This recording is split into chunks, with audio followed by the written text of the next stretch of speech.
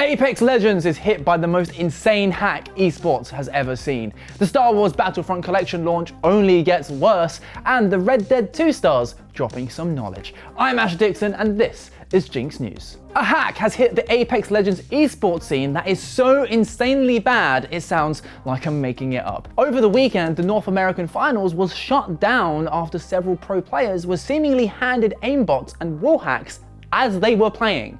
Now, we've heard of players using hacks themselves and getting caught, but it seems that in this case, someone else has compromised the ecosystem of the entire game. Just watch this clip of pro player Jen Burton.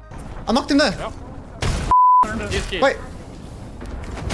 Wait, what the Don't worry about it, I'm getting hacked! But I know, sure. Can you play the game? Bro, I'm getting hacked! Now, I don't know if you saw it, but a strange looking window pops up in his game, which looks to be the UI for a hack. There's several tabs, such as the one shown labeled Aimbot, which lists several checkboxes, including the weird addition of Vote Putin. It then disappears, leading to Jen Burton being able to see the position of all players throughout the map. And the panic in his voice seems genuine, especially as this is happening during the North American Finals. Not only is this jeopardizing his team's chance at winning, but it could end his whole career if it's thought that he's cheating. And he wasn't the only one. Here you can see TSM's imperialhal, considered one of the best players in the game, freaking out when he suddenly realizes he has an aimbot. Can we shoot height? Yeah, shoot now. I'm cheating. I got aimbot. I have aimbot. Oh no. As of right now, no one is quite sure what the hell is happening. All we've heard from Respawn is a tweet that reads, "Due to the competitive integrity of this series being compromised, we have made the decision to postpone the NA Finals at this time. We will share more information soon." And players are trying to wrap their heads around how a hack like this can even happen, and during a live competitive event. Plus, if people are being hacked through the game, surely that means every player everywhere is at risk. Well, that's what Anti-Cheat PD are warning on Twitter. They've said that the game has been compromised by an RCE, or remote code execution, meaning someone is activating these hacks on other people's computers, either through the game itself or, ironically, through its anti-cheat system. And if it is an RCE, it means the hacker has the capabilities of literally doing whatever they want to your machine. So both pros and players alike are being warned to avoid playing Apex until there's further information, or even do a complete clean reinstall of their operating system. And with such little information available, there's a ton of speculation happening. Some are saying that this hack is just too crazy and that the players who were hacked must have had it already installed on their machines. The hacker then simply activated it, though right now there isn't any evidence that that is the case. Apex's developer Respawn were also hit with layoffs this week. Not only is that terrible timing for such an attack, but some suspect this could all be the work of a disgruntled former employee. Again though, that's pure speculation. Either way, this whole event is completely unprecedented. Not only does it need to be addressed and fixed as soon as possible, but Respawn needs to show competency and transparency here, or the competitive integrity of their game might be damaged forever. And I just want to know what your take is. What do you think is happening, and what do you think the consequences will be? Apex players, how are you responding? Are you touching the game at all? Let us know down in the comments.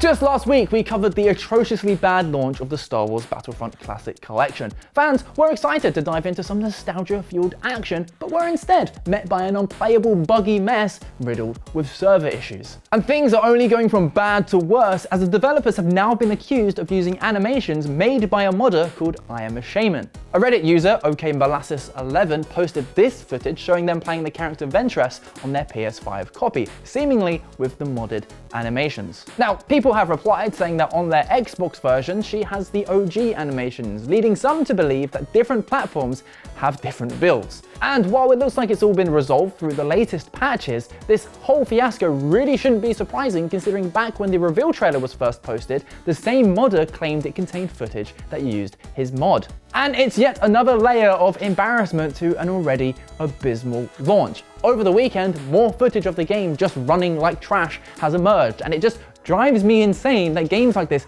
keep being allowed to launch. But one way I'm keeping my sanity is by making this show. So if you enjoy what you see, please consider subscribing. We aim to make a high quality gaming news show every day, Monday to Friday. So if that's your jam, you know what to do.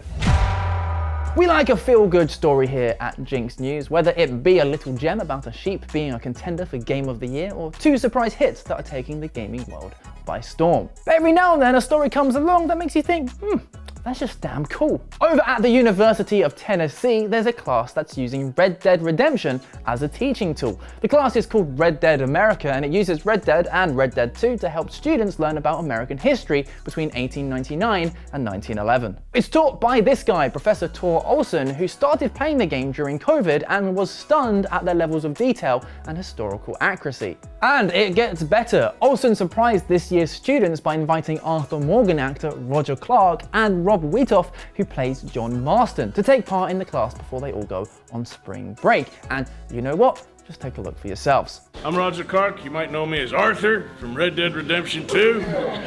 How y'all doing?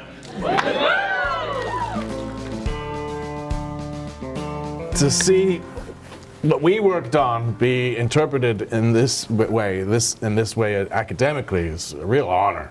And the fact that it's making history accessible to new audiences is something that we never really anticipated. This is really a cool experience, I know, for both of us. And now we're professors now too, which is really cool.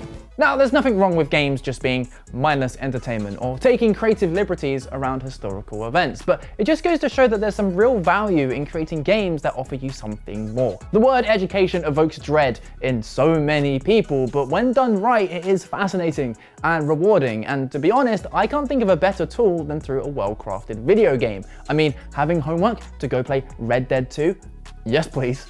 Professor Olson has also written a book inspired by the class, and its audiobook has been narrated by Roger Clark too. While Arthur Morgan most likely won't be in Red Dead 3, for reasons, here's hoping the two can keep collaborating and inspiring. It's time for the Quickfire Round, and we're gonna kick things off with some Among Us news. And I know you're probably wondering to yourself, what year is it? But hold your horses, because this is about the Among Us animated series. It was announced in June last year, and since then, well, it's kind of gone a bit quiet. But now the game's official Twitter account has revealed some casting news with some familiar faces. Now, as a heads up, all the characters are just named after their respective colors, so let's go through the list. Ashley Johnson, the Critical Role star and voice of Ellie in The Last of Us, will be purple. Randall Park, who plays Agent Jimmy Woo in the MCU, will be red. Yvette Nicole Brown from possibly my favorite show ever, Community, will be orange. And Elijah Wood, aka Frodo frickin' Baggins, will be green. There are 18 colors in total in the game, so I'm sure more casting announcements will be made soon, and I know red's already taken, damn you Randall Park. But I'm gonna put it out there, I reckon I could play a pretty good astronaut. Never mind then. On to Sony news now, and it's not looking good for the PSVR 2. According to Bloomberg, sales have been so disappointing that Sony have now suspended production entirely so it can deal with the backlog of unsold units. They produced over 2 million of the headset, which is selling fewer and fewer units each quarter. Compare that to its biggest rival, the Meta Quest, which has been going in the opposite direction. That being said, both companies are struggling to attract enough content creators to help promote their products because, well, VR is still fairly niche, at least compared to other traditional gaming platforms. Apple's Vision Pro headset is also struggling as it debuted without tailored apps like YouTube and Netflix.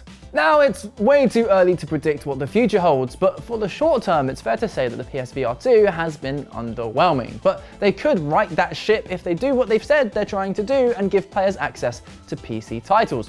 Broaden players' horizons so they're not just limited to Sony games like Horizon. I'm off now to play literally anything other than Apex Legends. You can catch up on Friday's news somewhere around here, and we'll see you tomorrow.